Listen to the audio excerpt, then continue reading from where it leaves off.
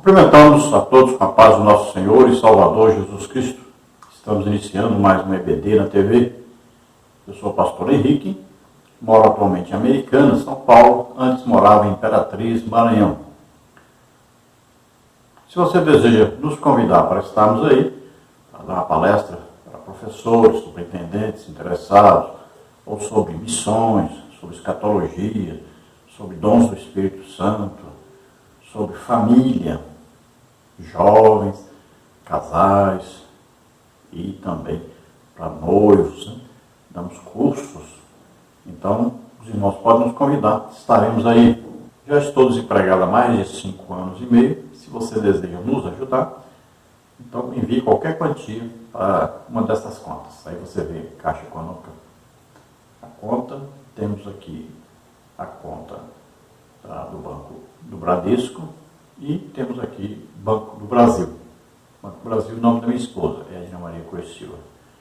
E temos aí o nosso Pix, que é o meu CPF, 331-957-81620, que é o Banco Bradesco lá de Imperatriz, Maranhão.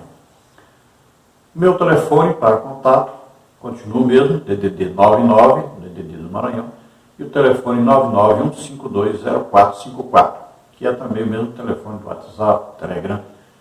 E temos também o telefone da minha esposa, irmã Edna, telefone aqui de Americano, DDD 19, telefone 98448-2187. Nós estamos estudando nesse trimestre, nas revistas da CPAD, com o tema O Apóstolo Paulo, lições de vida e ministério do apóstolo dos gentios para a Igreja de Cristo. Comentarista da CPAD, pastor Elianai Cabral. Hoje nós estaremos estudando a lição de número 8, Paulo, o discipulador de vidas. E nós vamos ver aí no tópico 1, Paulo e o discipulado bíblico, subtópico 1, discipulado bíblico, subtópico 2, Paulo, o discipulador, subtópico 3, a metodologia de Paulo para o discipulado. No tópico 2, nós vamos ver o discipulado e a missão integral de pregar e ensinar. Subtópico 1, a pregação, o ponto de partida. Subtópico 2, o ensino, fazer discípulos. Subtópico 3, pregação e ensino. No tópico 3, nós temos aí o discipulado com pessoas de outras culturas. Subtópico 1, a pregação para os seus irmãos. Subtópico 2, a expansão para os gentios. Subtópico 3, o discipulado numa cultura diferente. Então, tudo isso estaremos vendo aí durante esta lição. Vamos ao textual da lição, que diz o seguinte: E Paulo, tendo escolhido a Silas, partiu encomendado pelos irmãos a graça de Deus, e passou pela Síria e Cilícia, confirmando as igrejas. Atos 15, 40 e 41.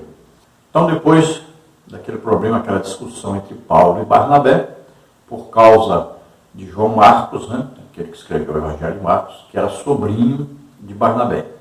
Como na primeira viagem foi com eles e voltou antes de terminar a primeira viagem, Paulo agora diz que não vai levá-lo nessa segunda viagem. E aí, Barnabé queria levá-lo, os dois acabaram discutindo. Ficou resolvido o seguinte: Barnabé saiu com Marcos por um lado e Paulo pegando a Silas, aquele mesmo Silas, né, conhecido aí como profeta, e que foi encomendado pela igreja para viajar com Paulo, levando aquelas cartas, né, lá do concílio de Jerusalém, com aquelas decisões tomadas ali. Nesta segunda viagem, os principais companheiros de Paulo são, aí, então, Silas, aí temos também Timóteo e Lucas. Então, esses os principais companheiros de Paulo nessa segunda viagem. E nós vamos ver que nessa segunda viagem, Paulo passa aí diversas regiões, né? Nós vamos ver que passa pela Cilícia, passa pela Frígia. Vamos ver aí que ele passa lá por Troade, né? Lá na Macedônia, Acaia, toda essa região aí, ele vai estar, então, pregando o Evangelho. Então, além de abrir novas igrejas, ele também passa de novo nas igrejas abertas anteriormente para ver como é que estavam e também, né, aconselhar, administrar e vai então organizar todo esse trabalho em toda essa região aí, tanto da Síria como da Cilícia. A verdade prática diz: o discipulado cristão forma discípulos de Cristo para que o imitem de forma que Deus seja glorificado na sociedade. Então, o que é básico em discipulado é fazer com que aqueles que aceitam Jesus como Salvador e Senhor se tornem o mais possível parecidos com Cristo. Então, é imprimir o caráter de Cristo no novo convertido. Por que antes, há muito tempo atrás, não era tão necessário fazer tantos cursos de discipulado como hoje se faz? Porque as coisas básicas que eram ensinadas eram o quê? Fazer a leitura bíblica completa. Então, todos aqueles que aceitavam, a primeira coisa mais importante a fazer, leitura bíblica completa, ler a Bíblia toda.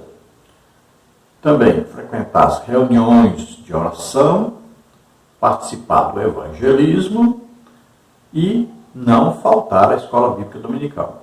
Então, esse é o evangelismo básico de todo crente. Se ele fizer isso, com certeza, ele não se desviará e também será aquele que vai ganhar almas também. Então, isso é importante.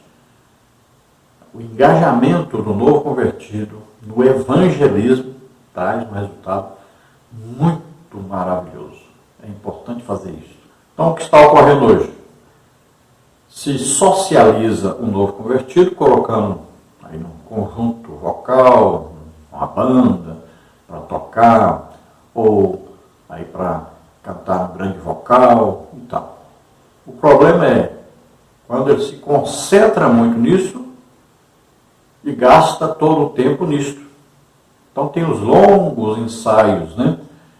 E aí, e o evangelismo? Então ele não pratica o evangelismo. Se ele não pratica o evangelismo, para ele tocar ou cantar, ele nem precisa ser batizado com o Espírito Santo. Muitas vezes a igreja aceita até sem ser batizado nas águas. E ele não cresce espiritualmente. Então o que ele precisa? O importante é participar do evangelismo, é ser engajado neste evangelismo. Aí sim ele vai sentir necessidade de saber mais sobre a Bíblia, vai ler a Bíblia, ele vai sentir necessidade de poder para pregar, para ministrar a palavra, para ganhar almas, conversar sobre a Bíblia. Ele precisa de revelação do Espírito Santo, ele precisa de poder dos dons do Espírito Santo para poder pregar, ganhar muitas almas. Então ele sente a necessidade de crescimento, tanto o crescimento intelectual quanto o crescimento espiritual. Então ele vai fazer isso, ele vai ler mais a Bíblia, ele vai orar mais e vai buscar mais a presença de Deus na sua vida, o batismo com o Espírito Santo e os dons do Espírito Santo. Então é o que acontecia antes e que é muito difícil acontecer hoje. Então a música tem tomado o espaço, né, que era do evangelismo. No culto, a música tem tomado o espaço que era da pregação, do ensino. Então nós temos que aprender a dosar isso aí, né? Um culto pentecostal, nós vamos ver, Paulo ensinou. Tem música? Tem lá salmos, né? Mas também tem o quê? Tem a pregação, tem o ensino, tem revelação, os dons aí do Espírito Santo, né? Tem revelação. Tem aí, ó, línguas, interpretação. Olha aí. Então, um culto que é realmente pentecostal tem tudo isso. E nós estamos transformando o culto em praticamente duas coisas só: música e um pouco de pregação. E não é assim que a Bíblia ensina. Então temos que aprender como fazer um legítimo culto pentecostal. E a escola bíblica dominical precisa ter essa classe de discipulado. Quem vai para essa classe de discipulado? Olha aí, todas as pessoas que têm aí recentemente aceitado Jesus como Senhor e Salvador, todas essas pessoas devem fazer parte dessa classe de discipulado. Porque a classe de discipulado onde vai se estudar o quê? As doutrinas básicas da igreja. Não é? As pessoas que querem se batizar nas águas, todas, tanto faz ser novos convertidos como os antigos convertidos, devem fazer parte dessa classe. Também dessa classe deve fazer parte quem já é crente, mas não aprendeu as doutrinas básicas, as doutrinas bíblicas, né? Então isso é importante por quê? Porque esse novo convertido vai ganhar almas. Ele precisa, o discípulo, fazer discípulo também. Então o que é discipulado? É fazer o discípulo ser parecido com Cristo e ganhar almas. Esse discípulo vai fazer outros discípulos. Então esse discipulado, esse aprendizado, ele não termina nunca. A não ser que a pessoa, né, ou morra ou seja arrebatado no dia do arrebatamento. Aí finda o nosso trabalho aqui na Terra. Então antes disso nós estamos sempre aprendendo, estamos sempre desejando e trabalhando para ganhar almas, a vida toda. Então o objetivo do discipulado é fazer novos discípulos, é ganhar almas. Então um curso de discipulado, ou alguém que quer discipular outra pessoa, ele tem que incentivar principalmente a leitura bíblica completa. Então ler a Bíblia toda, completa. Primeira vez que eu li a Bíblia toda completa, eu levei só 3 meses para ler a Bíblia toda, completa. Então você pode incentivar, ajude essa pessoa a ler a Bíblia completa. De preferência, todo ano ler pelo menos uma vez.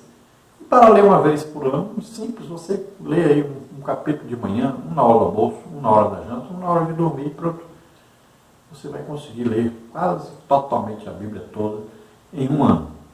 Então, faça um programa, né, de esse treinamento e também esse propósito firme de ler a Bíblia toda, todo ano. Então, tanto o professor deve fazer isso, como o aluno também deve fazer isso. Outra coisa importante, frequência na escola bíblica dominical. Aquele que consegue colocar um novo convertido para frequentar, mesmo assiduamente, sem faltar mesmo, a escola bíblica dominical, ele vai fazer com que essa pessoa se torne realmente um discípulo de Cristo. É um curso de teologia que essa pessoa está fazendo. Outra coisa importante, então, estimular, encorajar, participar junto do evangelismo. Isso é importantíssimo, que vai fazer com que esse novo convertido, esse discipulando, aprenda a ler a Bíblia, estudar a Bíblia, tenha desejo disso e também desejo de ser batizado nas águas e ser batizado com o Espírito Santo, que é muito necessário no discipulado. Então, aquele que está discipulando alguém deve levar essa pessoa a ler a Bíblia completamente, frequentar a escola bíblica dominical, evangelizar e buscar batismo nas águas e batismo com o Espírito Santo. Agora, as doutrinas básicas que um crente deve aprender, todo crente deve aprender, principalmente, é claro, o novo convertido, aquele que está sendo discipulado. Então, nós encontramos lá em Hebreus capítulo 6. Olha, estão aí as doutrinas básicas, né? Os fundamentos cristãos. Aí é o básico.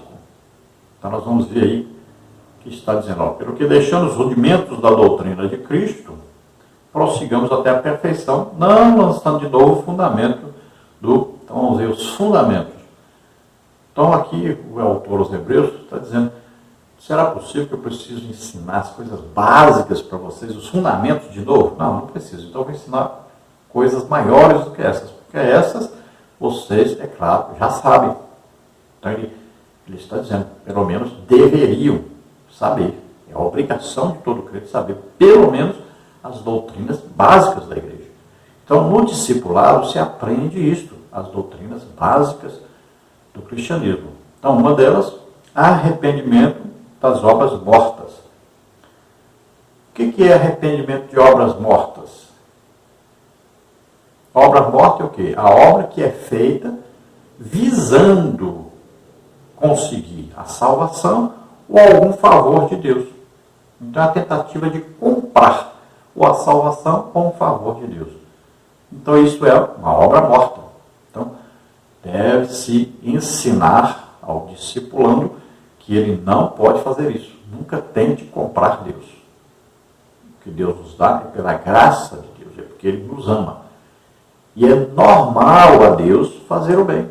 Ele sempre deseja fazer o bem, sempre deseja nos abençoar. tem um Pai que nos ama. E a Bíblia diz, toda boa dádiva desce lá de Deus para nós. Então, sempre o bem. Deus sempre deseja o nosso bem. Esse é o desejo de Deus para nós. A salvação, então, é pela graça, porque graças a Jesus morrendo em nosso lugar, levando sobre ele nossos pecados, doenças, enfermidades, maldição. Tudo isso ele levou sobre ele. Isto é a graça de Deus, que se manifestou em Jesus. Ele fez tudo o que nós precisávamos para sermos salvos. Então somos salvos por isso, pela graça de Deus. Temos que só acreditar nisso, olha, mediante a fé. Então nós estamos em Cristo desde quando?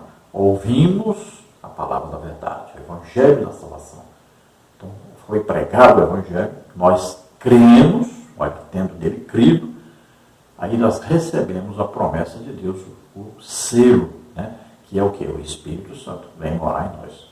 Segundo, então, fé em Deus. Então, crer que Deus é soberano, Deus está no controle de tudo, Deus sabe tudo, Deus pode tudo. Então, temos que ter isso em mente, sempre. Ter fé nesse Deus, confiar nesse Deus totalmente em nossa vida e acreditarmos que Deus é poderoso para fazer qualquer coisa. Não existe nada impossível para Deus. Então, precisamos sempre manter essa fé em Deus. E a fé é importantíssima, porque sem ela nós não podemos agradar a Deus. Então, para sermos salvos, vamos precisar de fé. Para fazermos a obra de Deus, vamos precisar de fé. Para vivermos em comunhão com Deus, precisamos sempre de fé. Depois nós vemos aí a doutrina dos batismos. Então, tem aí o batismo. Olha, quando você aceita Jesus como Senhor e Salvador, você é batizado no Espírito Santo. Quer dizer o quê? Esse batismo aí quer dizer que o Espírito Santo nos pega e nos introduz no corpo de Cristo, que é a igreja. Então, ele vai nos colocar no corpo de Cristo. O corpo de Cristo é o quê? É a igreja formada por todos aqueles salvos. Depois vem o quê? Pode ser que antes venha o batismo nas águas, você deseja, né? Você tem que desejar, você tem que querer. O batismo nas águas representa o que? A morte do crente. Então, ele morreu, essa pessoa morre, quando batiza você, ó, você está assim, mergulha você dentro d'água. Se tirar uma foto do mundo, você não está no mundo, morreu.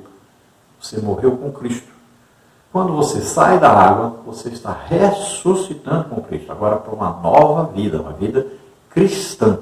Você tomou uma atitude de viver seguindo a palavra de Deus, obedecendo a Deus, né?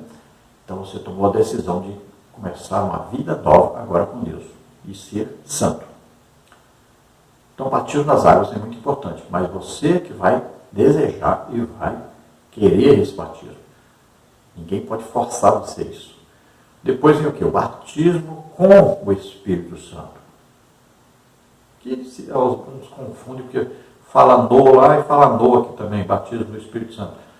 Então pode ser que você confunda um pouco, mas olha, primeiro o batismo do Espírito Santo é que você é colocado no corpo de Cristo. E agora esse batismo com o Espírito Santo, que nós estamos falando agora, é que está registrado em Atos 2, né, prometido lá em Joel 2.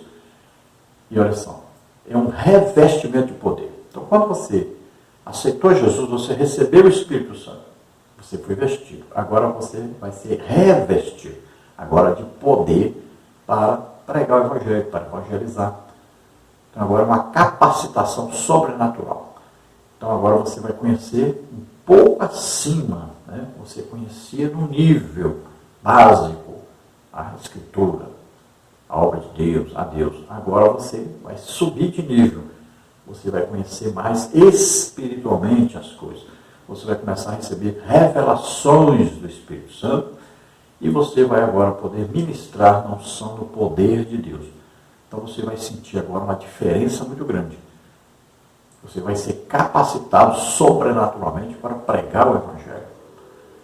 E os sinais, prodígios, maravilhas vão começar a acontecer. Olha, esses sinais, todo crente, por exemplo, pode orar por alguém ser curado. Isso é normal, todo crente. Mas aí, depois do batismo com o Espírito Santo, você pode ainda receber os dons do Espírito Santo. Que olha, Antes você orava, uma pessoa, 2, 3, 4, 5 por vez eram curadas. Agora são centenas, milhares de pessoas. Você recebeu uns dons de curar, por exemplo, você não vai orar apenas por uma pessoa, 2 pessoas, 3, 4, 5 ser curadas, mas agora são centenas, milhares de pessoas serão curadas. Assim é que acontece. Então você vai crescendo, olha só. Você pode ser batizado com o Espírito Santo na mesma hora que aceitar Jesus como Senhor e Salvador. Você pode ser batizado com o Espírito Santo depois do batismo nas águas, ou antes do batismo nas águas. Então, tudo isso tem exemplo na Bíblia. Então, o importante é desejar. Tudo com Deus é acreditar e desejar. Você vai sempre desejar e acreditar. Essas duas coisas unidas é que vai trazer, então, esse benefício sobrenatural à vida do cristão. Então, temos aí batismos do corpo de Cristo, batismo nas águas, batismo com o Espírito Santo. Depois vem aí outra doutrina, imposição de mãos. Então, essa doutrina nos ensina que, olha, desde lá no início, no tabernáculo, lá, nós vamos ver sempre a imposição de mãos. Vamos ver os profetas impondo as mãos. Então, isso é o quê? Uma transmissão de unção, de poder, de autoridade. Então, é importantíssimo isso. Essa imposição de mãos. Olha lá, os apóstolos impunham as mãos e as pessoas, os novos crentes, eram batizados com o Espírito Santo. Então, o crente tem que saber que quando você passa a ser crente, o Espírito Santo mora em você. O mesmo Espírito Santo que estava em Cristo, agora está em nós. Então, nós temos agora uma autoridade para ministrar as pessoas. Então, é importante, ministre, coloque lá a mão sobre o enfermo, sobre o doente, né? Olha lá. Um dos sinais, imporão as mãos sobre os enfermos e os curarão. É um dos sinais. E quando é o dom do Espírito Santo, você vai fazer isso em milhões, né? Você pode até milhões de pessoas serem curadas através de você. Você vai em todo lugar que for, impõe as mãos sobre as pessoas para que elas recebam a cura. Impõe as mãos sobre as pessoas para elas receberem batismo com o Espírito Santo. Impõe as mãos sobre as pessoas quando o quê? Vai, por exemplo, enviar um missionário, como fizeram com Paulo. Quando alguém vai ser aí, colocado para ser um diácono, um presbítero, um evangelista, um pastor, né? Então, sempre vai ter o quê? Imposição de mãos. O quê? A transmissão de autoridade, a concordância que Deus estaria abençoando aquela pessoa. Então, quando você impõe a mão, você está separando essa pessoa para ser abençoado por Deus. Também fala aí da doutrina da ressurreição dos mortos. Então, é importante isso, crer na ressurreição dos mortos. Paulo chega a dizer que aquele que diz que aceitou Jesus como Senhor e Salvador, ele acredita que Jesus morreu por ele, mas ele não acredita que Jesus ressuscitou, é vã a fé dessa pessoa. Porque é preciso crer que Jesus ressuscitou e é preciso crer que nós também vamos ressuscitar. Então veja que no dia do arrebatamento, aqueles que já morreram em Cristo, ou seja, morreram salvos, eles serão transformados, olha aí, ressuscitados, um corpo glorioso, subirão ao encontro do Senhor nos ares. E nós que estivermos vivos, olha aí, nós vamos ter agora um corpo celestial, espiritual, semelhante ao de Cristo. Aí subiremos ao encontrar com o Senhor. Então, temos que acreditar nessa ressurreição, né? Sem ressurreição, nós não estaríamos aí esperando Jesus voltar para nos buscar, para morarmos para sempre com Ele. Nós queremos morar para sempre com Ele. É uma promessa dele para nós. Então, creia na ressurreição dos mortos. Essa doutrina é muito importante. E temos aí juízo eterno.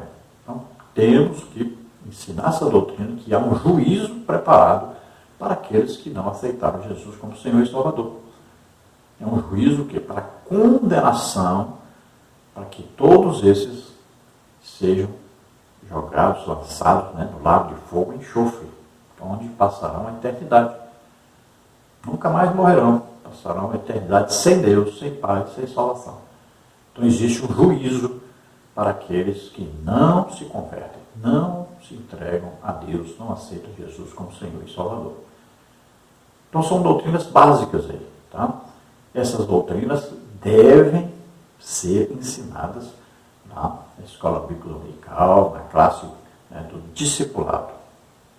Isso é o básico. É claro que lá existem outras doutrinas a serem ensinadas, né? A oferta, dízimo, sobre a igreja, né? Como é que funciona, aí as autoridades da igreja, os ministérios, tudo isso vai ser ensinado lá. E existem várias outras doutrinas, mas essas aqui que nós falamos são as básicas. Olha, todas essas figuras ilustrativas que nós usamos aqui, os slides, né? Então você pode pegar aí gratuitamente no nosso blog. Toda semana estamos aí colocando lá gratuitamente, tá? As lições também escritas, comentários escritos, nós temos tanto no blog quanto também no nosso site. Então você pega gratuitamente. Vamos terminar aqui então a primeira parte do vídeo e vamos passar para a segunda parte do vídeo. Vamos então à segunda parte do vídeo, depois nós vamos juntar tudo e fazer um vídeo só. Então a introdução da lição diz o seguinte: nesta lição veremos os aspectos gerais do discipulado, com destaque para o papel de Paulo no processo do discipulado nas igrejas que plantou.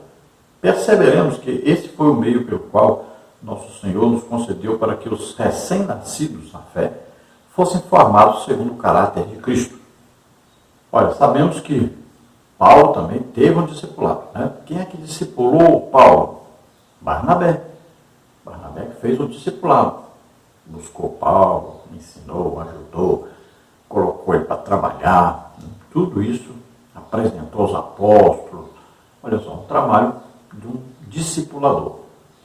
Agora, Paulo também discipula outros, por exemplo, Timóteo, Tito. Então, ele vai discipular a estes, né? E ele, em todas as igrejas, ele repassa e vai aí, mostrando Cristo para eles, né? Ele é imitador de Cristo, então ele diz, olha, sejam meus imitadores. Por quê? Porque eu sou imitador de Cristo. Então ele vai mostrando como ser, não é apenas como fazer. A maioria das pessoas querem ensinar os outros como fazer, mas a pessoa não é. Então você deve ensinar como ser. E aí fica mais fácil o discipulado.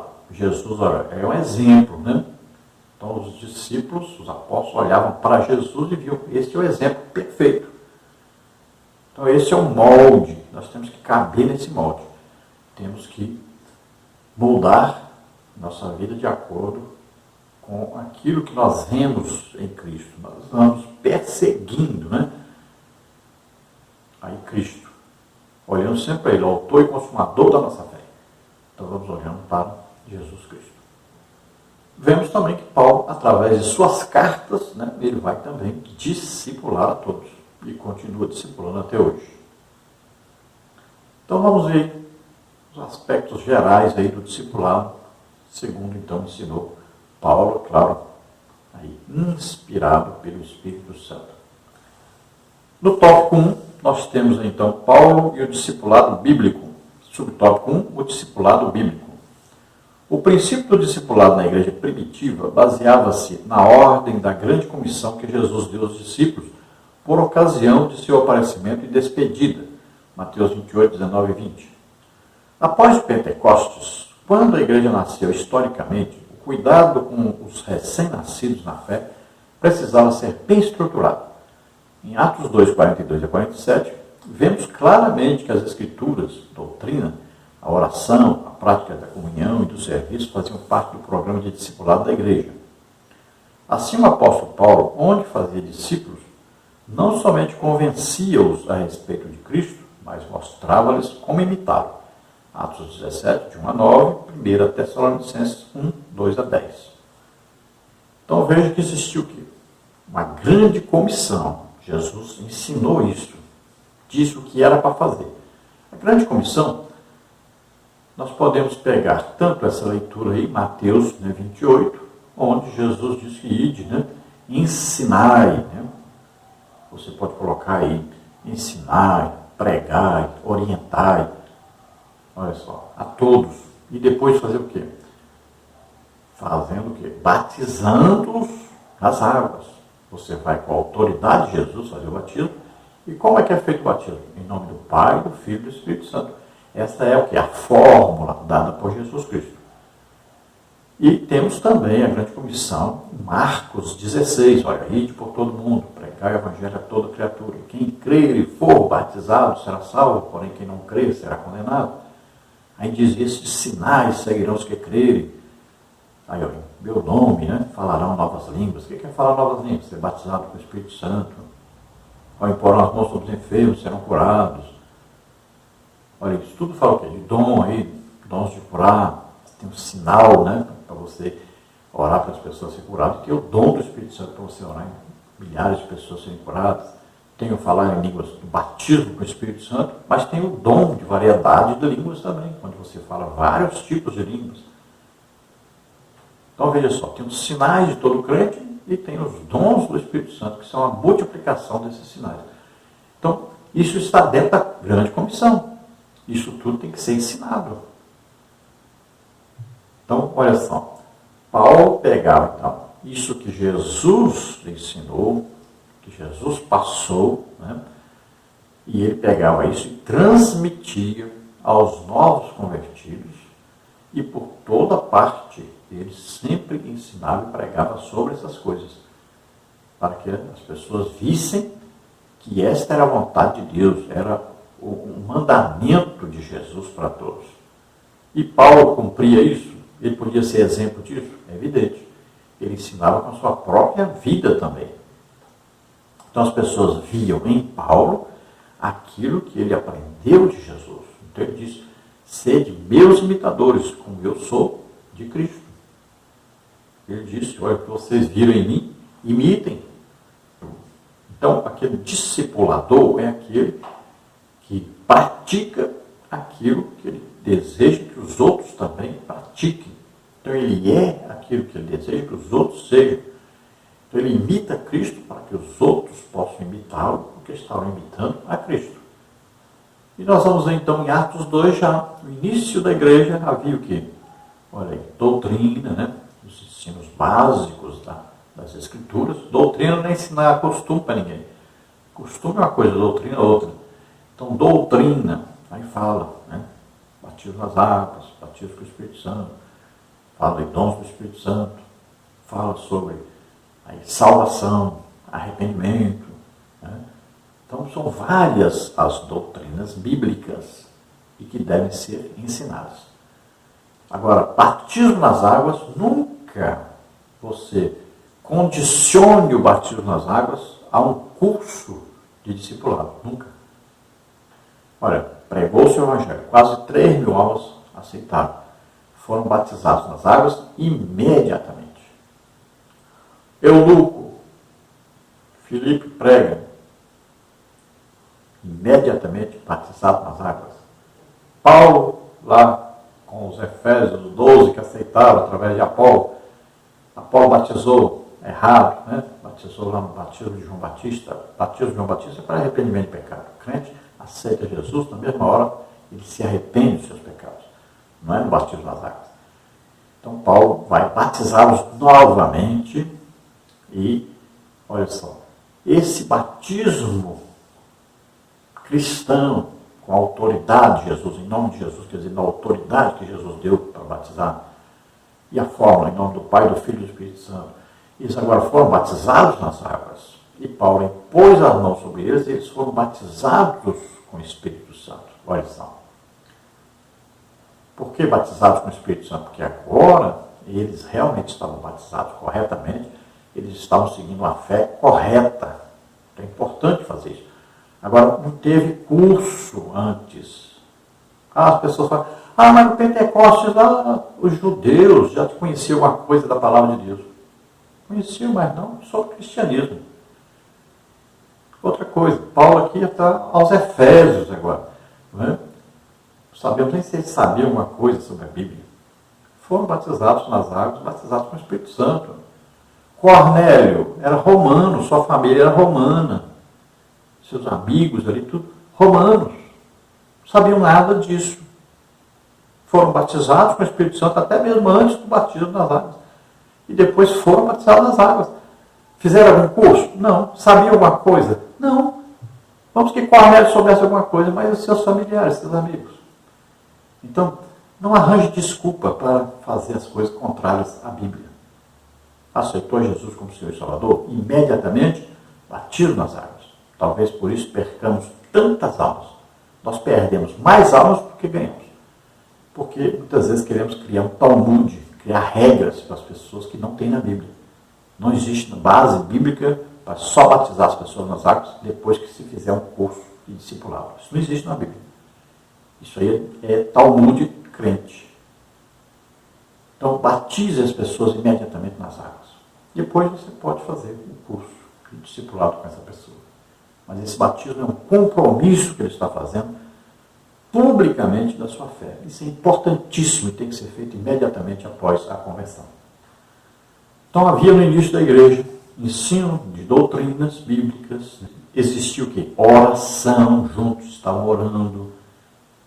Existia o quê? Uma prática de comunhão, né? Eles ceavam juntos, participavam dos cultos nas casas. Então, isso é comunhão, participavam de evangelização. Então, é a comunhão entre os crentes, é importantíssimo. E olha, o trabalho do crente na evangelização, isso é importante, é o serviço prestado a Deus. A adoração também é um serviço prestado a Deus. E a demonstração, então, de uma vida cristã cheia do Espírito Santo, do poder e unção do Espírito Santo, tudo isso é um ensino maravilhoso. Então, quando existe um líder que ele é exemplo para os outros de vida cristã, de pessoas cheias do Espírito Santo, que Deus usa com poder, né? Isso é um exemplo e as pessoas querem imitar essa pessoa. E isso é importantíssimo. Todo novo convertido, ele olha para o seu líder, ou talvez para os líderes, né? E ele quer copiá-los, quer imitá-los. Se eles não estão imitando Cristo, então o discipulado foi péssimo. Subtópico 2, Paulo, o discipulador. O apóstolo dos gentios foi um discipulador distinto. Após a sua conversão, ele sentiu a necessidade de conhecer Cristo mais profundamente, como está em Gálatas 1, 15 a 17. Paulo sabia do desafio ao defender o nome de Jesus diante dos judeus. Ao longo de suas cartas, vemos um compromisso profundo com a doutrina exposta e a sua aplicabilidade na vida do discípulo. Há doutrina no discipulado, mas há também prática coerente com a doutrina. Isso faz com que o discípulo cresça e chegue à maturidade. Conhecer de maneira teórica apenas não basta. Para isso, a formação cristã deve apresentar uma integração entre doutrina e prática. A obra do discipulado envolve pessoas que sejam crentes de verdade, idôneos, que amem o Senhor e a sua igreja, ao ponto de se doar inteiramente em favor de um novo convertido. Então veja que Paulo, imediatamente após a sua conversão, o que ele faz? Ele procura conhecer melhor Jesus e vai em busca de Jesus. Então nós acreditamos que Paulo foi para a Arábia, lá no Monte Horebe, onde Moisés recebeu as leis, onde teve um encontro com Deus, né, na sarça ardente. E Paulo, buscando esse conhecimento íntimo, esse contato direto com Deus, esse aprendizado diretamente de Deus, ele vai em busca disso. Então ele vai para lá. E lá ele vai ter um contato realmente com Jesus, vai aprender muita coisa ensinada pelo próprio Jesus Cristo. Então veja que ele teve aí um primeiro contato, um discipulado com o próprio Cristo. Depois sabemos dele com Barnabé. Barnabé vai ajudá-lo, vai orientá-lo, vai discipulá-lo, vai integrá-lo à igreja. Veja só, é muito importante. Então, Paulo teve um aprendizado, um discipulado. Aí depois o quê? Ele agora se torna um imitador de Cristo. Agora ele vai também conquistar almas, vai ganhar almas e vai discipular essas almas. Vai discipular esses novos crentes para que eles também sejam parecidos com Cristo. Então, ele é um imitador de Cristo. Agora ele diz, vocês podem me imitar, porque eu estou imitando a Cristo. Olha, ele é um exemplo. Então, aquele que discipula deve sempre ser um exemplo para aqueles que estão sendo discipulados. Nós temos visto, infelizmente, que classe de discipulado tem sido aí dirigida por pessoas que não são exemplo. Às vezes o professor nem é batizado com o Espírito Santo. Como é que ele vai ser exemplo para esses alunos? Esse professor não frequenta as reuniões de oração. Como é que ele vai ser exemplo para os alunos? Esse professor não é um ganhador de almas. Como é que ele vai ser exemplo para os alunos? Esse professor não jejua. Como é que ele vai ser exemplo para os alunos? Esse professor não lê a Bíblia toda. Às vezes nunca leu a Bíblia toda e nem lê sempre a Bíblia toda. Então não é um exemplo para os alunos. Veja bem, essa escolha desse professor discipulado aí é muito importante. Quando eu fui superintendente geral da Igreja de Imperatriz, com mais de 20 mil alunos, eu sempre fazia questão de orientar sobre essa classe, porque eu já fui professor na classe de discipulado. Então eu orientava sempre. Quem é a pessoa melhor para dar aula nessa classe? O próprio pastor. Porque ali vão ser dados ensinos básicos sobre as doutrinas bíblicas. Então o pastor é o mais indicado. Se não puder ser o pastor, aí um vice, né? Alguém que seja exemplo, alguém que está na frente, alguém que pode imitar Jesus e ser exemplo para os seus alunos. Então, alguém que já é experimentado no trabalho, né? No serviço de Deus. E não se iluda, vida cristã não é só teoria, é prática. Tem que juntar as duas coisas. Tem a teoria? Tem, mas tem a prática. Não é só falar, mas tem que fazer, tem que ser exemplo. Então as pessoas vão colocar em prática. Agora é preciso que tenha alguém que seja exemplo. Muitas vezes hoje nós não encontramos um referencial.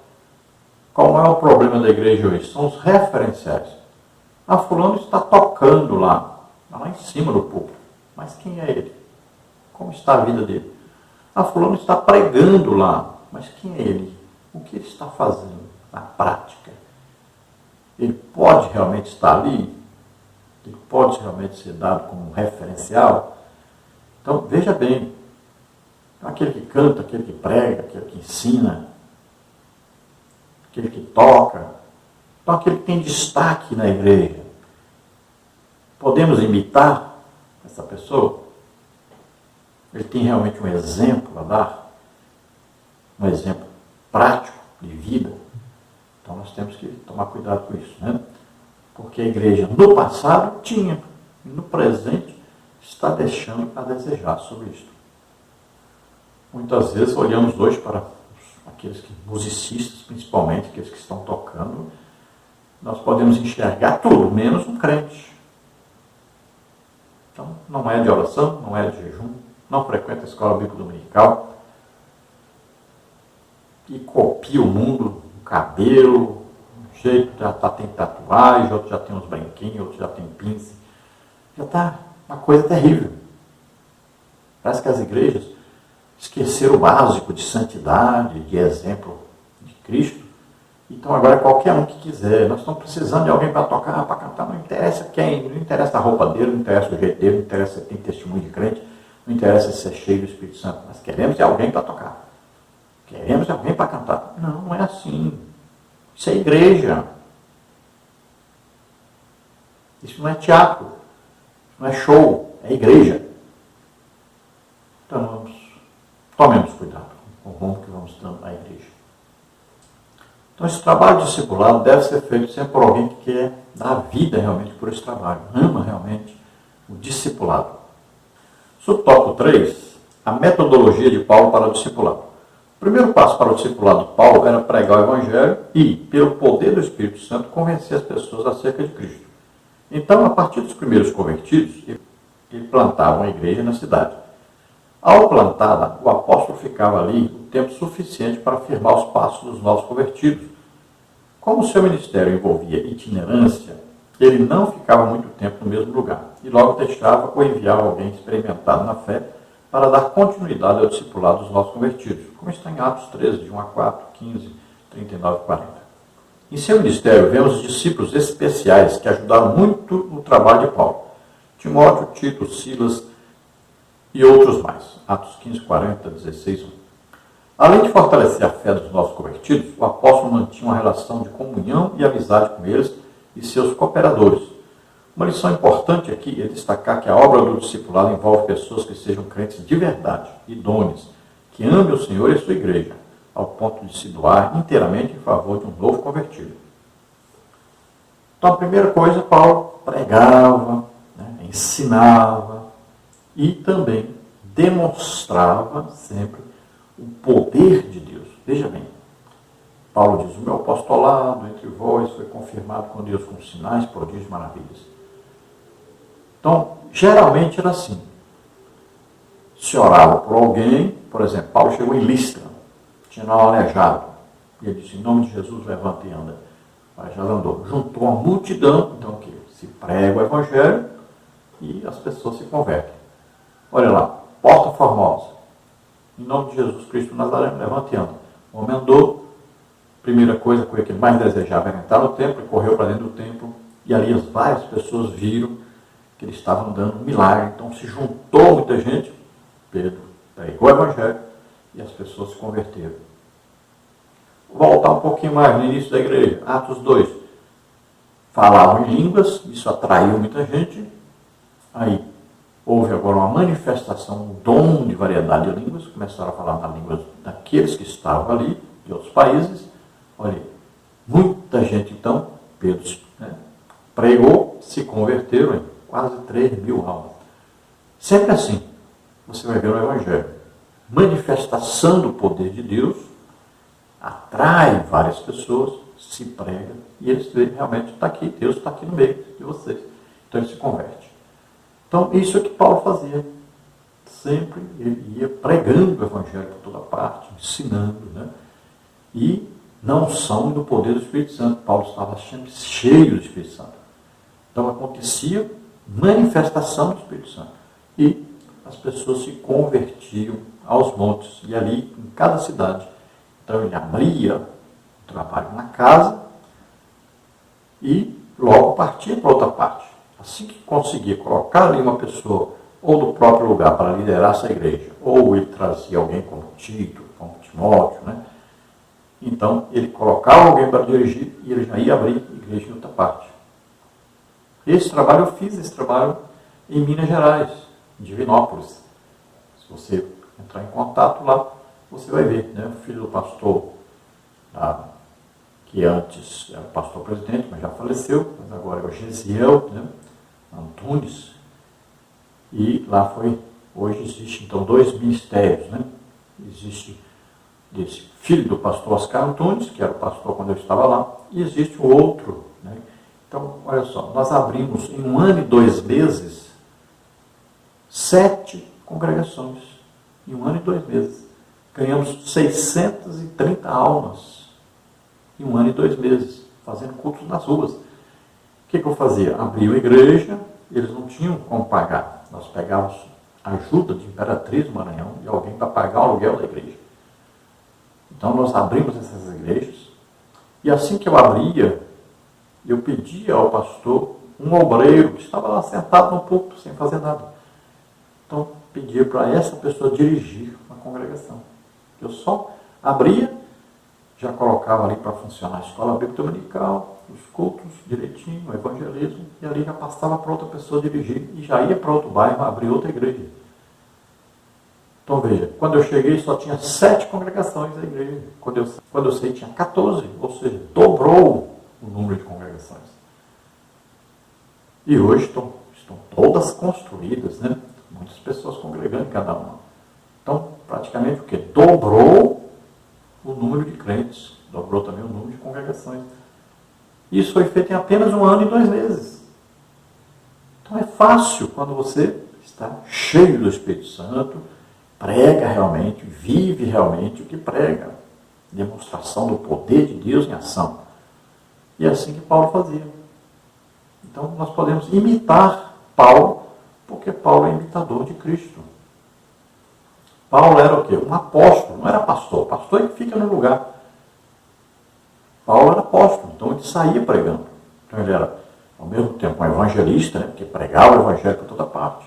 Ao mesmo tempo ele era apóstolo, porque abria igrejas, coordenava trabalho de direção dessas igrejas. Também Paulo era usado em dons do Espírito Santo, né? E isso confirma os seus ministérios. Algumas vezes Paulo foi pastor, foi quando ele esteve, por exemplo, em Éfeso, mais de 2 anos, né? Era um trabalho pastoral. Quando Paulo escreve as cartas pastorais, um trabalho de um pastor. Então, veja os ministérios. Paulo tinha esses ministérios. Olha aí, apóstolo. Ele era um profeta? Sim. Quantas vezes Paulo falou alguma coisa que vai acontecer no futuro? Isso cabe a um profeta. Então, ele era um profeta também. Ele era um evangelista? Sim. Pregador.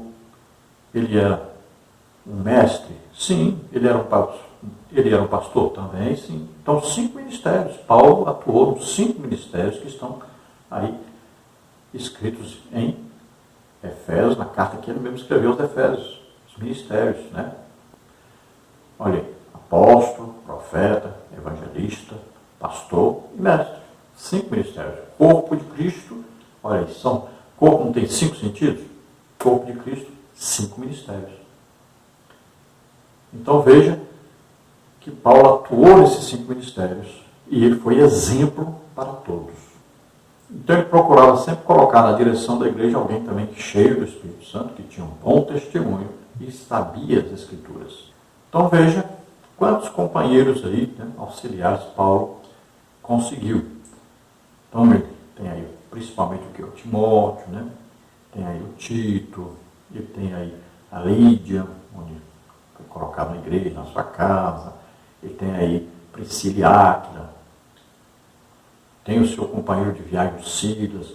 Então, olha só, esses companheiros, essas pessoas que Paulo ia conhecendo, né, ia discipulando também, aí não esquecemos de falar aí o Barnabé, né,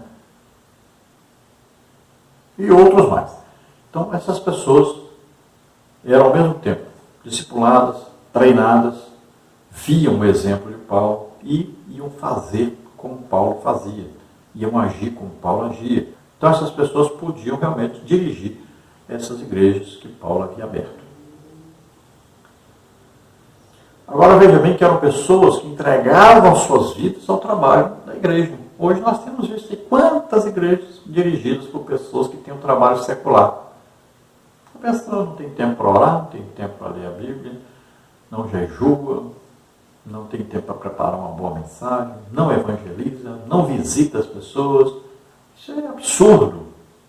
Nós temos visto aí igrejas que realmente o trabalho a gente fica lamentando.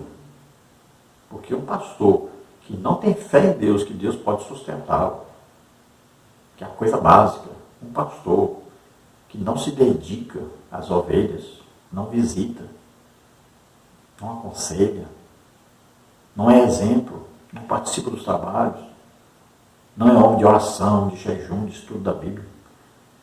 Infelizmente, é muito triste isso. Oremos pela igreja e seus líderes de hoje. Então, muito triste, realmente lamentável a situação. Vamos então ao tópico 2, o discipulado e a missão integral de pregar e ensinar. Subtópico 1, a pregação, o ponto de partida. Pregar o Evangelho é o meio que o Espírito Santo leva pessoas à salvação. É preciso pregá-lo com seriedade, intensidade e ousadia. A Igreja de Cristo se expandiu assim. Ela tinha como ponto de partida a tarefa que Jesus deixou aos seus discípulos, como vimos anteriormente. Nada pode substituir a dimensão proclamatória da Igreja. Para isso, ela foi revestida do poder do Espírito Santo para cumprir a missão. Atos 1, 4 a 8. Quando os discípulos foram cheios do Espírito Santo no cenáculo, em Jerusalém, a igreja se espalhou por todo o mundo. Assim, os discípulos de Cristo plantaram igrejas nas casas, nas aldeias, nas cidades, e a igreja se multiplicava dia após dia. Atos 2, 47. Então, veja aí, existe então o quê? O trabalho do evangelista, do pregador. É importante esse trabalho do pregador. O pregador, ele vai pregar a palavra de Deus e envolve muito aí a parte emocional das pessoas. Então o pregador, por isso que o pregador geralmente tem uma boa voz, uma boa dicção, fala alto, né, com autoridade. também deve ser uma pessoa cheia do Espírito Santo, com demonstração de poder de Deus, dons do Espírito Santo em operação. Então esse trabalho de pregação é importantíssimo. Pregação em toda parte, através da TV, do rádio, pregação aí, né, nos montes, pregação na beira do rio, nas praças, né, por toda parte, pregação. Aí é realmente transmitir a palavra de Deus como um impacto. É como aquele martelo que vai bater e vai quebrar a pedra. Então essa é a função da pregação. O Evangelho vai bater ali, vai desmontar as defesas daquele que está preso, né, por Satanás, pelos demônios, que está sendo iludido, está sendo cegado por eles. Então vai fazer esse impacto. Essa pregação é importantíssima. E Paulo fazia essa pregação. Então, esse trabalho é um trabalho que não importa, pode ser na rua, mas também pode ser na igreja. Se nós vamos convidar pessoas que não são crentes para vir à igreja, então a pregação também deve ser feita na igreja. E a igreja sempre tem alguém que está afastado, né? Está aí, como a gente diz até brincando, né? Tira férias de repente do Evangelho, tira férias da igreja. Né? Tem gente que é assim mesmo, né? Faz isso. Então ele precisa de um impacto, de um despertar. Né? E essa pregação é para isso. Jesus, olha, pregava e ensinava e curava. Sempre fazia isso. Então Paulo também era um pregador, um evangelista. Então a igreja começou assim com a pregação de Pedro, né? Pedro era realmente um pregador, um grande evangelista. Então nós temos que cuidar disso, ter sempre essa parte de pregação do evangelho, pontos de pregação por toda parte. No tópico 2 nós temos aí, então o ensino, fazer discípulos. O discipulado começa quando pessoas aceitam Jesus como Salvador de suas vidas. Senhor e Salvador, é claro. Logo, a conversão a Cristo é a semente da igreja. Quando cuidada pelos discipuladores, essa semente germina e dá frutos. Não foi assim que aconteceu no dia de Pentecostes? Pedro se levantou dentre as 120 pessoas cheias do Espírito Santo e começou a pregar com autoridade sobre quem era Jesus. Atos 2, 14 a 35. Resultado, quase 3.000 pessoas se converteram. Atos 2, 41. E agora, o que fazer? Então, ensinar, ensinar e ensinar. Os apóstolos entenderam que deviam discipular esses recém-convertidos com a doutrina que receberam de Cristo. Atos 2, 42 a 47. Ao longo do seu ministério, o apóstolo observou rigorosamente esse princípio e o aplicava nas vidas das pessoas que ele alcançava. Então, quando é que começa o discipulado? Imediatamente após a pessoa responder ao Evangelho. Ele ouviu a pregação, aceitou, né, creu nisso, então ele recebeu o Espírito Santo. Ele está começando uma nova vida com Deus agora. Então, a partir daí ele precisa ser discipulado, educado, né, orientado, supervisionado. Então aí agora vai ter uma equipe, né, ou uma pessoa cuidando de cada um, ou pelo menos, aí se pudesse, o ideal seria o quê? Uma equipe, né, para ajudar essa pessoa.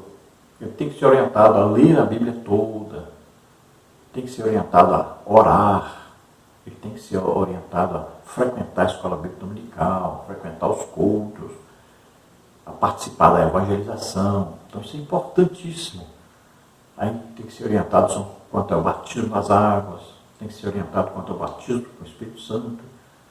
Então ele vai sendo orientado sobre todas essas coisas. Precisa de alguém sempre o quê? Paciente, dedicado a isso, pessoa que ama realmente esses novos convertidos e com todo amor, com todo carinho, com toda paciência vai ensiná-los nesse caminho que eles vão seguir agora.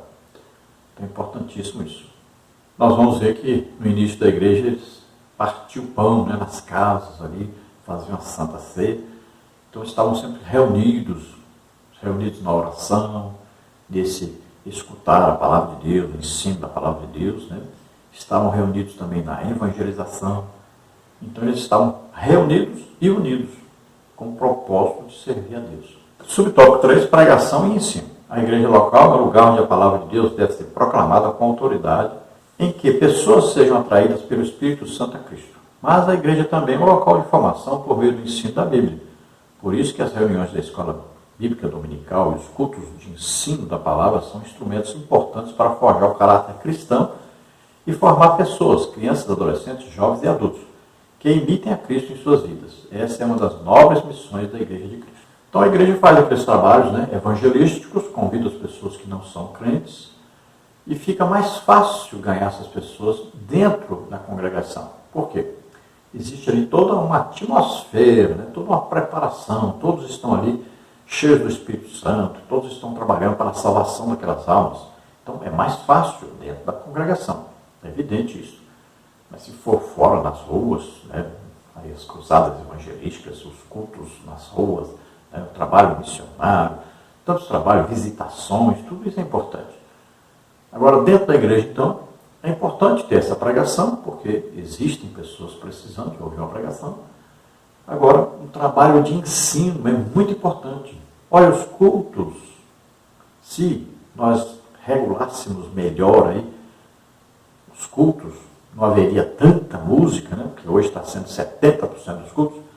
Então, o culto pode ter tanto uma parte de pregação quanto uma parte de ensino em todos os cultos. Basta dar uma ajeitadinha aí, para diminuir um pouco no louvor. E é importante isso, porque antes era assim. Os cultos sempre tinham 2 pregações, ou um ensino, uma pregação, ou 2 ensinos, sempre era assim. Então nós estamos, com o tempo, substituindo a palavra de Deus, vamos colocando aí músicas, e vai ficando de fora o ensino, a pregação. A maioria das pessoas congregam só aos domingos.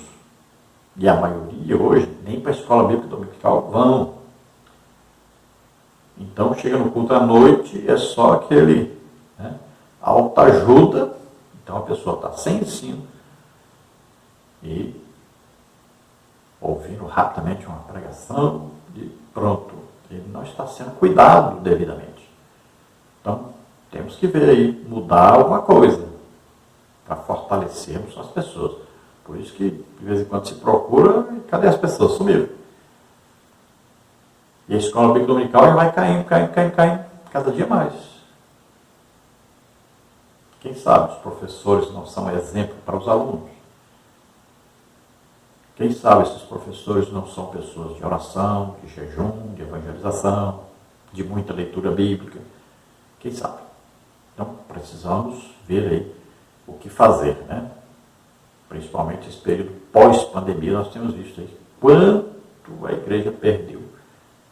E, se não mudar, então vai continuar perdendo. As pessoas têm que ir para a igreja e ver Deus presente na igreja. Deus. Nós estamos querendo mostrar pessoas. Pessoa que sabe bonito, falar bonito, teologia, tem tantos diplomas, roupas maravilhosas, aí shows, músicas, pregadores, parecem mais artistas. Estamos mostrando pessoas e Deus. Nós temos que mostrar que é Deus. As pessoas vão para a igreja e tem que ir, para Deus, adorar a Deus, não é as pessoas. Então, temos que mudar isso. Então, os professores da escola bíblica dominical têm que ser exemplo para os seus alunos. Tem que mostrar Jesus para os seus alunos. A escola bíblica dominical é para ensinar o quê? A palavra de Deus. Não é para ensinar música. Lembre-se disso. É para ensinar a palavra de Deus. No tópico 3, nós temos o discipulado com pessoas de outras culturas. Subtópico 1, a pregação para os seus irmãos. No livro de Atos, percebemos que a pregação dos apóstolos era primeiramente direcionada aos judeus. Eles pregavam no templo, nas sinagogas, e os judeus recebiam a palavra, outros, porém, a rejeitavam, como Atos 3, de 1 a 10, 6, 9, 7, 51 a 53. Os apóstolos desejavam que seus irmãos recebessem a palavra da verdade. Entretanto, o desafio diante da lei de Moisés, com o fenômeno da conversão entre os gentios, se revelaria complexo, conforme nos mostra a questão cultural entre os judeus hebreus e helênicos, Atos 6, de 1 a 6. O derramamento do Espírito na casa de Cornélio, Atos 10, 44 a 48, e o Concílio de Jerusalém, O evangelho entre os gentios trouxe um grande desafio para a igreja que crescia. Então os apóstolos procuravam primeiro pregar aos judeus. E para pregar aos judeus, templo em Jerusalém e nas outras cidades, nas sinagogas, onde os judeus se reuniam. Então eles procuravam fazer isso primeiro. Depois, o que aconteceu? Aí começaram aqueles que eram gentios se converterem. Então, haviam prosélitos do judaísmo, aqueles que eram judeus, mas não sabiam nada ainda da palavra de Deus. Eles procuravam sinagogas, se tornavam prosélitos. Alguns também de outras religiões, né? Alguns que também não eram judeus, e também se tornavam prosélitos do judaísmo. E existiam os judeus espalhados por todo o mundo, né? Que eles vinham a Jerusalém nas festas. Então são aí prosélitos, aprendizes, convertidos pelo judaísmo. E existiu a parte daqueles que eram gentios e nunca estiveram no judaísmo. Então são dois povos separados aí, né? Diferentes. Então tinha que se pregar um e a outro. Então primeiro procuravam pregar aos judeus e passavam depois a pregar aos gentios. É evidente que aqueles que se convertiam queriam também que os outros judeus se convertessem, eram seus irmãos. Mas, na maioria das vezes, os judeus não queriam. E aí se passava a pregar aos gentios, que era o trabalho específico do apóstolo Paulo, se dedicar mais à pregação aos gentios. E interessante que Deus abriu a porta aos gentios através de Pedro, na casa de Cornélio, né? Ele foi lá, pregou, eles se converteram, foram batizados com o Espírito Santo, batizados nas águas. Não eram judeus. Veja só que coisa maravilhosa. Né? Então foi aberto ali, a chave foi dada a Pedro, tanto para pregar aos judeus no dia de Pentecostes, primeira pregação do Evangelho, Pedro. Judeus. Depois, segunda pregação do Evangelho, que agora é feita por Pedro para gentios. Outra porta foi aberta para os gentios. Né? Então, o que aconteceu? Os apóstolos ficaram em Jerusalém como centro da pregação aos judeus, centro missionário, né? E Antioquia, ou Antioquia, como você deseja falar, passou a ser o centro missionário para os gentios. Então, depois vamos ver aí o concílio em Jerusalém, que decidiu coisas importantes, né? Não obrigou ninguém a guardar sábado, não obrigou ninguém a não comer carne de porco e tal. Tirou essas coisas, né? E deu como obrigação, então, não comer sangue, não comer nada sufocado, né? Não praticar a idolatria, né? Não cair na prostituição, e também que a salvação era pela graça de Deus só através de Jesus Cristo. Então, essas coisas básicas foram ensinadas e divulgadas. O Evangelho era pregado e ensinado de acordo com o que estava escrito no Antigo Testamento e com o que os apóstolos ensinavam, e aí começaram a ser escritos os Evangelhos e as cartas, né, do apóstolo Paulo, os ensinos aí de Tiago, de João. Então se formou aí a Bíblia, e hoje temos aí o ensino que nós podemos ver quão maravilhoso é esse ensino, né? Nós podemos aprender tanta coisa com a palavra de Deus e podemos transmitir aos outros isso. Subtópico 2 é a expansão para os gentios. A igreja não poderia fugir dos gentios, pois alcançá-los era a promessa de Cristo registrada em Atos 1:8. Os apóstolos seriam testemunhas de Cristo, não só em Jerusalém, mas passariam por Judéia e Samaria para chegar aos confins da terra. Por isso, nosso Senhor levantou um homem tenaz e valente, separado para ser apóstolo dos gentios. Atos 9, 9, 26, 14 a 18. O apóstolo Paulo discipulou pessoas oriundas de diversas culturas e costumes religiosos, não por força nem por violência, mas pelo meu espírito, diz o Senhor dos Exércitos. Zacarias 4, 6. Então veja, se a igreja pregasse só aos judeus, não seria igreja, porque a ordem de Jesus era para pregar a todos. E a salvação é para todos, tanto judeus como gentios. Então, o que Jesus fez? Chamou especificamente Paulo para esta pregação, para esse tipo de trabalho. Ele ia coordenar esse trabalho, um apóstolo. É evidente que não foi só Paulo que pregou aos gentios, né? Nós vamos ver vários outros. O evangelho entrou, por exemplo, em Antioquia, né, ou Antioquia, aí, através daqueles que saíram de Jerusalém. Filipe pregou em Samaria, outros foram para Roma, porque no dia de Atos dos Apóstolos, ali 2, dia do Pentecostes, várias nações estavam ali representadas, aquelas pessoas que saíram dali foram pregando o evangelho.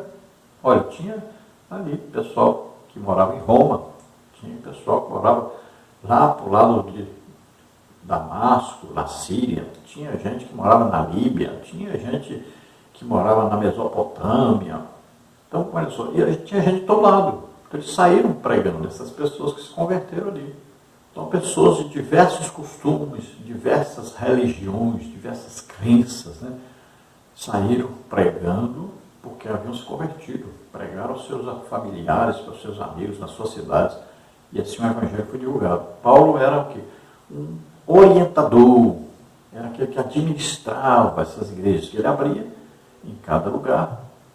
E também aquelas que foram sendo abertas, né? As cartas de Paulo começaram a chegar. E essas pessoas eram orientadas, então, como proceder. A ordem de Jesus é o quê? Pregação o quê? Tanto em Jerusalém, como na Judéia, Samaria, né? Aí, até os confins da terra. É a ordem. Pregava-se ao mesmo tempo em Jerusalém e em toda a terra. Então o Evangelho é para ser divulgado a todos e por toda parte. Subtópico 3, o discipulado numa cultura diferente. O ministério do apóstolo Paulo nos mostra que o discipulado é o melhor método para ensinar o Evangelho às pessoas que vêm de culturas diferentes, religiões diversas e costumes, na maioria das vezes, incompatíveis com o Evangelho. Com Paulo aprendemos que a proporção que absorvemos do Evangelho, nossa forma de pensar é alterada para desejar as coisas mais nobres e fazer o que glorifica a Deus. Filipenses 4, de 8 e 9, Colossenses 3, 2, 1 Coríntios 10, 31. Portanto, não por força nem por violência, mas pelo meu Espírito, diz o Senhor dos Exércitos, Zacarias 4, 6. Então o Evangelho foi levado também o quê? A culturas completamente diferentes da que os judeus praticavam. Agora, é uma coisa evidente, quando as pessoas se convertem, elas começam a querer o quê? Agradar ao seu Senhor, agradar a Deus. Vão querer o quê? Santificação. Espírito, alma, corpo. Então, se elas desejam santificação, separação para Deus, agradar a Deus, se elas querem ser cheias do Espírito Santo, controladas, movidas, orientadas pelo Espírito Santo, é evidente que elas deixarão aqueles costumes, aquelas culturas que eles sabem que vão de confronto com a palavra de Deus, que vão fazer Deus se entristecer. Então eles vão deixando essas práticas. De maneira que a igreja, então, é formada por pessoas que querem agradar a Deus, querem se submeter à vontade de Deus, querem obedecer a Deus, querem ser santas. Vamos então à conclusão da lição. O discipulado leva em conta a pregação e o ensinamento. Ele nos apresenta um desafio grande para interagir com pessoas oriundas de culturas completamente opostas às nossas. Aqui temos a promessa do Espírito Santo para apresentar o Evangelho em sabedoria e poder. Ele nos usa como instrumento e convence o ser humano de seu real estado. Então, olha só, para copiarmos Jesus, como é que Jesus fazia? Jesus pregava, ensinava e curava as pessoas. Então, esse é o Evangelho. E nós vamos pregar esse Evangelho. E aí, as pessoas vão ouvir a pregação do Evangelho, vão crer e vão receber o Espírito Santo, serão salvas. Então, elas devem ser ensinadas dentro do que ensina a palavra de Deus. Ensinadas a obedecer a Deus, a agradar a Deus, a serem santas, irrepreensíveis, a fazerem a obra de Deus. Então, essas pessoas aí, novas convertidas, devem ter pessoas que vão cuidar delas, vão orientá-las, vão ajudá-las nos primeiros passos, né? Tirar aquelas dúvidas. Pessoas que precisam de auxílio, principalmente com a sua família, né? Geralmente a família rejeita. Então nós temos que orientar, ajudar, visitar. Então é muito importante esse trabalho. Por isso que nós orientamos esse trabalho de visitação nos lares, né? Que às vezes as pessoas chamam de missão no lar, ou culto no lar, ou grupos de comunhão, não importa o nome que você der. É importante fazer esse trabalho na casa dos novos convertidos, para que a família desses novos convertidos vão tendo aí contato maior com a palavra de Deus e vão vendo que essa pessoa que se converteu está no caminho correto, está agora com amizades boas. Né? Então é importante isso. E vamos convidar essas pessoas para ir à igreja, frequentarem também a escola bíblica dominical, aos cultos, né? E todos os crentes devem frequentar, além da escola bíblica dominical, os cultos de doutrina, onde o ensino da palavra de Deus é ministrado pelo pastor. Vamos orar agora. Se você, ouvindo aí a palavra de Deus, deseja agora entregar sua vida totalmente a Deus, começar uma vida nova agora com Deus, aceitando Jesus Cristo como único Salvador e Senhor, vamos orar juntos agora e você recebe o Espírito Santo, você recebe a salvação. Se você está doente, está enfermo, vamos orar para que você seja curado. Vamos orar. Pai querido, em nome de Jesus, te apresentamos essas vidas que se chegam a Ti. Te pedimos, Senhor, escreve os seus nomes no livro da vida, abençoa essas vidas, Senhor, que eles possam, a partir de agora, ter uma vida aí de orientação dentro da palavra de Deus, buscando aí conhecer a Ti cada dia mais, a serem cheios do Espírito Santo, buscando o batismo das águas, o batismo com o Espírito Santo, buscando, Senhor, fazer a Tua obra, evangelizar, ganhar almas para Ti. Abençoa-os, usa-os. Caminhe agora para a luz, caminhe agora para a verdade, para a vida, caminhe agora para Jesus. Sempre orientado aí, olhando para Jesus, o autor e consumador da nossa fé. Em nome de Jesus, receba a salvação. Você que está doente, está enfermo agora, em nome de Jesus, seja curado. Recebe a cura agora. Solta essas vidas, toda doença, toda enfermidade. Toca nele, Senhor, faz milagres, maravilhas. Em nome de Jesus. Amém? Glória a Deus.